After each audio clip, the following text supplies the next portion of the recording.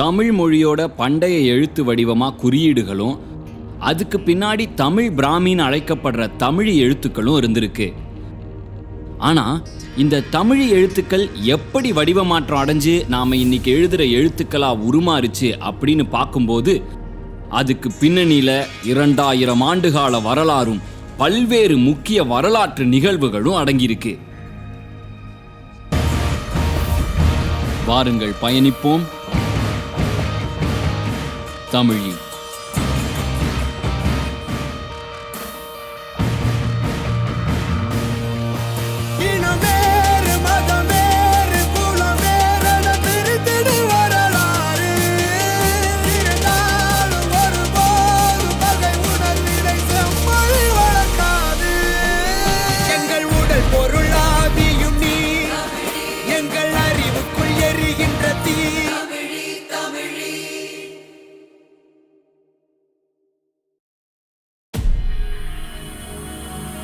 நாம ஓலைகளை அதிகமாக எழுத பயன்படுத்த ஆரம்பிச்சது தான் தமிழ் எழுத்துக்களோட வடிவத்தில் மாற்றத்தை ஏற்படுத்த துவங்கி இருக்கும்னு அறிஞர்கள் சிலர் கருதுறாங்க.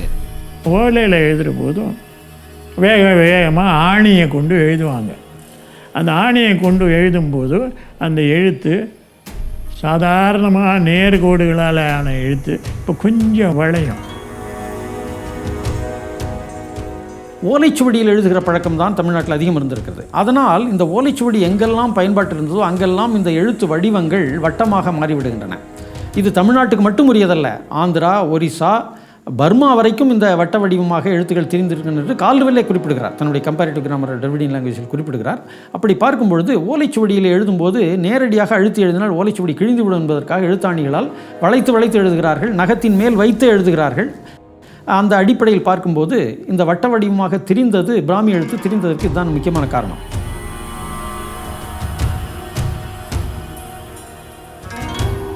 கிபி 2ஆம் நூற்றாண்டுக்கு பிறகு வட்ட வடிவமாக மாறத் தொடங்கின இந்த எழுத்துக்களை வட்டெழுத்துக்கள் அப்படின்னு அறிஞர்கள் அழைக்கிறாங்க. வட்டெழுத்துன்னு ஏன் பேர் வச்சானா நாம வைக்கல அந்த பேரை. ராஜராஜ சோழன் காலத்திலேயே அந்த வட்டம்னு பேர் வந்துருச்சு. குற்றாலம் கல்வெட்டில் அந்த செய்தி வருது. குற்றாலம் கோயில் 7ஆம் நூற்றாண்டில் பாடல் பெற்ற தலம். ஞானசமுந்தர் பாடியிருக்கார். அந்த கோயில் ஒன்று இடிஞ்ச போது ராஜராஜ சோழன் காலத்தில் அதை மறு கட்டமைப்பு செய்கிறாங்க. அப்போது அங்கே இருக்கிற கல்வெட்டுகளை காப்பி பண்ணுறாங்க. அதை படிக்கிற ஆட்கள் ரொம்ப குறைஞ்சிக்கிட்டே வர்றாங்க. ஏன்னா வட்டெழுத்தாக இருக்குது. அதனால் அதை திருப்பி தமிழ்லேயே எழுதுங்கன்னு ஆணை போடுறான். அப்போ அதில் சொல்கிறாங்க, இத்திருமலை ஜீரணிக்கையில் கல்வெட்டு வட்டமாகையால் தமிழாக படியெடுத்து அப்படிங்கிறான்.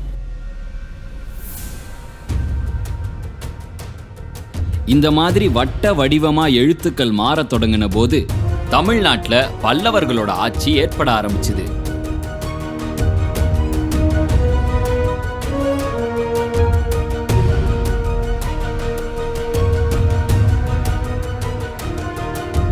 வடமொழியை பயன்படுத்தி வந்த பல்லவர்களோட வருகை இந்த எழுத்துக்கள்ல மிகப்பெரிய தாக்கத்தை ஏற்படுத்துச்சு. கிபி 300ஆம் ஆண்டிலேயே பல்லவர்கள் காஞ்சியை கைப்பற்றி விடுகிறார்கள்.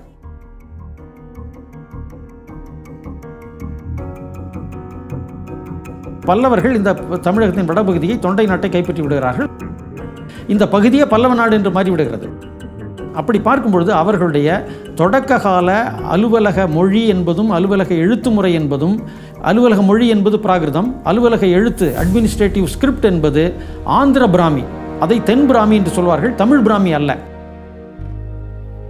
தமிழ்நாட்டில் இருந்த மக்கள் தமிழ் மொழியையும் தமிழ் பிராமியிலிருந்து வளர்ச்சியடைந்த வட்டெழுத்தையும் பயன்படுத்திட்டு இருக்கும்போது இந்த தமிழர் நிலப்பரப்பை பிடிச்சு ஆட்சிக்கு வரும் பல்லவர்கள் பிராகிருதத்தையும் அசோகன் பிராமியிலிருந்து திரிந்த தென் பிராமியையும் பயன்படுத்துகிறவங்களா இருக்காங்க.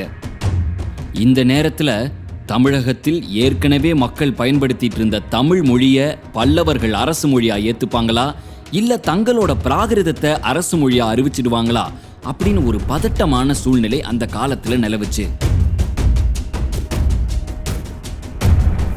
அரசு மொழியாக நம்மளுடைய பிராகிருதத்தை தான் அவங்க பயன்படுத்துகிறாங்க. தன்னுடைய செப்பேடுகளில் முற்கால பல்லவர் கல்வெட்டுகளில் பார்த்திங்கன்னா அதில் பிராகிருத மொழி தான் இருக்குது.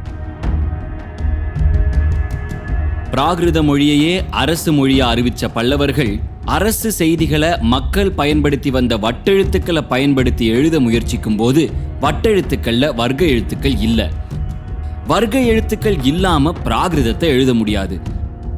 ஆகவே பிராகிருதத்தை அரசு மொழியா அறிவிச்ச பல்லவர்களுக்கு இது ஒரு பெரிய சிக்கலை ஏற்படுத்துச்சு. ஸோ அவர் என்ன செய்கிறார், ஒரு புதிய ஒரு வரி வடிவத்தை உருவாக்குறாங்க. அதுக்கு அந்த கிரந்தம் என்று சொல்ல, கிரந்தனால ஸ்கிரிப்ட்னு தான் பேர்.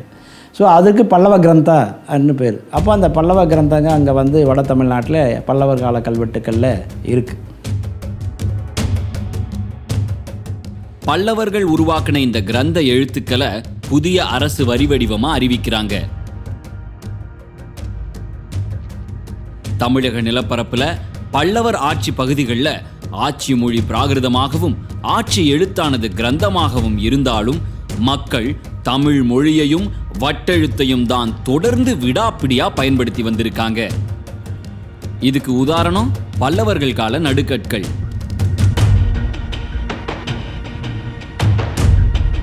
பல்லவர்களின் ஆட்சி காலம் முழுமையிலும் அரசு செய்திகள் பிராகிருத மொழியில வெளியிடப்பட்டிருந்தாலும் மக்களோட முக்கியமான பண்பாட்டு நிகழ்வான நடுக்கற்கள்ல மக்கள் தமிழ் மொழியையும் வட்டெழுத்தையும் தான் பயன்படுத்தி வந்திருக்காங்க.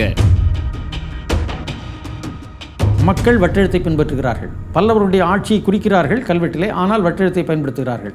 பல்லவர்களுடைய அலுவலக எழுத்தாக, அலுவலக மொழியாக பிராகிருதம் இருந்திருக்கிறது. அலுவலக எழுத்தாக தென் பிராமியினுடைய வளர்ச்சி வடிவமைய கிரந்தம் இருந்திருக்கிறது.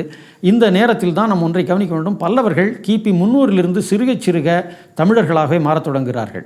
அதற்கு பிறகு அவர்களுக்கு ஆந்திர மாநிலத்தோடு தொடர்பை விட்டு போய்விடுகிறது. ஏனென்றால் அங்கு வேறு மன்னர்கள் கைப்பற்றி விடுகிறார்கள். இந்த தொண்டை நாடு என்பதே பல்லவ நாடு என்று மாறிவிடுகிறது. அதனால் பல்லவர்கள் சிறுக சிறுக தமிழர்களாக மாறும் பொழுது கிபி 5-6ஆம் நூற்றாண்டு அளவில் அவர்கள் தமிழ் மொழியே தங்கள் ஆட்சி மொழியாக ஏற்றுக்கொள்கிறார்கள். மக்கள் வடமொழியான பிராகிருதத்தை ஏத்துக்காம விடாப்பிடியா தமிழ் மொழியையே தொடர்ந்து பயன்படுத்தி வந்த காரணத்தினால பல்லவர்கள் சில நூற்றாண்டுகளுக்கு பிறகு தமிழ் மொழியையே தங்களோட ஆட்சி மொழியா ஏத்துக்கிறாங்க. அலுவலக எழுத்தா இருந்த கிரந்தத்துக்கு பதிலா அந்த பழைய வட்டெழுத்துக்களையே பயன்படுத்த துவங்குறாங்க. ஆனால் சில நூற்றாண்டுகளாக அவர்கள் பயன்படுத்தி வந்த கிரந்தத்தோட தாக்கம் அந்த வட்டெழுத்துக்களோட வடிவத்துல மாற்றத்தை ஏற்படுத்தி இருந்துச்சு.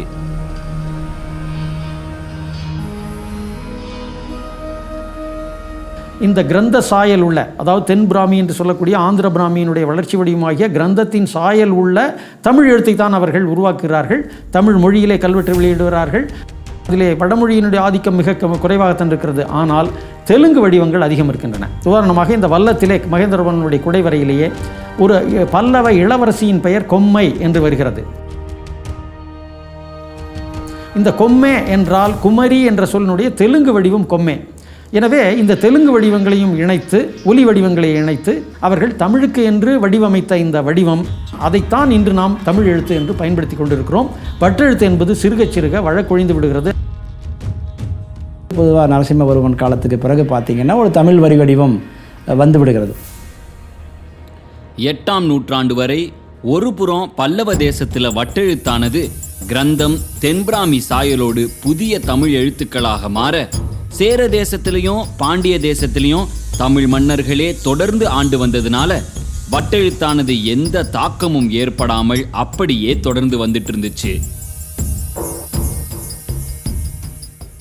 அந்த நேரத்தில் கிபி 8ஆம் நூற்றாண்டில் தமிழகத்தில் ஒரு மிகப்பெரிய அரசியல் மாற்றம் நடந்துச்சு.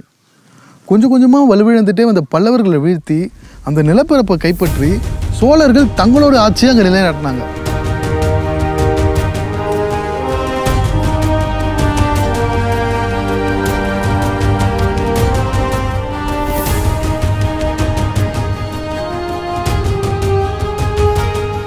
இந்த சோழ தேசத்தில் மக்கள் எல்லோருமே பல்லவர்கள் உருவாக்கிய அந்த கிரந்த சாயல் பெற்ற புதிய தமிழ் எழுத்துக்களே தொடர்ந்து பயன்படுத்தினாங்க.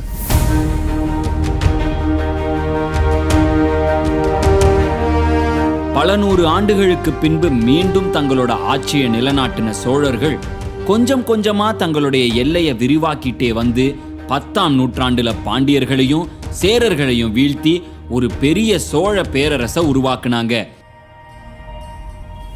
அந்த நேரத்துல ஒரு புதிய எழுத்தியல் சார்ந்த சிக்கலை அவங்க சந்திக்க நேர்ந்தது. கிபி அந்த 9ஆம் நூற்றாண்டு வாக்கில் ஒரு சோழ மன்னர்கள் அல்லது சோழ பேரரசு உருவாக்கப்பட்ட பிறகு மொத்த தமிழகமும் எல்லா பகுதிகளும் ஒரு சோழ பேரரசிற்கு உள்ள வருது. அவர்களுக்கு ஒரு தன்னுடைய அரசு மொழியாக அல்லது அரசு வரிவடிவமாக ஒரு வரிவடிவம் தேவை. அது அஃபிஷியல் லாங்குவேஜ்னு சொல்லுவாங்க, அஃபிஷியல் ஸ்கிரிப்ட்னு சொல்லுவாங்க, சில பேர் ஆட்சி மொழின்னு சொல்ல அட்மினிஸ்ட்ரேட்டிவ் லாங்குவேஜ் ஸ்கிரிப்ட்னு சொல்லுவாங்க. ஸோ அவர் என்ன செய்கிறாரு, வடக்கே இருக்கிற தமிழை தெற்கே கொண்டு செல்வதா அல்லது தெற்கு இருக்கிற வட்டத்தை வடக்கே புகுத்துவதா அப்படிங்கிற கேள்வி வருகிற பொழுது அவர் என்ன நினைக்கிறார், வடக்கே இருக்கிற அந்த பல்லவ கிரந்தம் என்று தமிழாக மாறிய அந்த வரி வடிவத்தை தென் தமிழ்நாட்டிலே அவர் புகுத்துறார். ஆனால் அந்த கேரளாவில் அதை புகுத்தலை, அதுங்க வட்டெழுத்தாகவே தொடர்ந்து இருக்கிறது. அதான் பின்னாலே இப்பொழுது மலையாளமாக கூட இருக்கிறது. அப்போது இந்த தமிழ்நாட்டில் இருக்கிற அதே 2 பேரும் தமிழ் மொழி பேசுகிற மக்களாக இருந்தாலும் கூட வரி வடிவம் வேறு வேறாக இருக்கிற காரணத்தினால் இந்த தமிழ் மக்கள் கொடுக்குற வரி வடிவத்தில் தமிழ் மொழி வரி வடிவத்தில் கொடுக்குற செய்தி அவர்களால் படிக்க முடியல.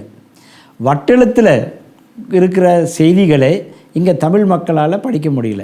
அப்போது ஒரு வரி வடிவத்தின் அடிப்படையில் மெல்ல மெல்ல அவர்கள் தன்னை நிலையிலிருந்து விடுபட்டு போய் பிறகு அது கேரளாவாக தனியாக ஒரு கேரளா பாடலாக அது உருப்பட்டுச்சு. ஒரு கால் ராஜராஜன் இந்த வரி வடிவத்தை அங்கேயும் புகுத்தியிருந்தால் பண்டை தமிழகம் போல் இந்த தமிழ் இன்னும் அந்த கேரளாவும் தமிழகம் ஒன்றாகவே இன்று வரைக்கும் இருந்திருக்கலாம்.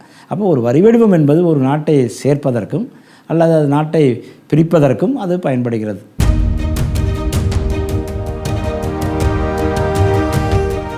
ஆகவே 10ஆம் நூற்றாண்டுக்கு பிறகு மொத்த தமிழகத்திலையும் இந்த புதிய தமிழ் எழுத்துக்கள் பயன்பாட்டுக்கு வந்துவிட வட்டெழுத்தானது வழக்கொழிந்து அழிஞ்சு போயிடுது.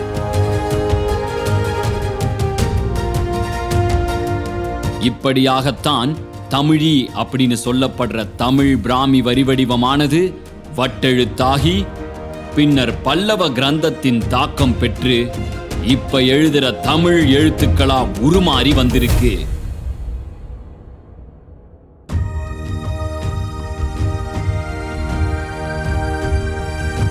தமிழிலே எந்த விதமான ஒரு மயக்கமும் இருக்கக்கூடாது அப்படிங்கிற ஒரு தேவை ஒரு காலத்தில் ஏற்பட்டது. இந்த தேவையை உணர்ந்து அதற்கு ஏற்ற சில மாற்றங்களை ஏற்படுத்தினார் தொல்காப்பியர்.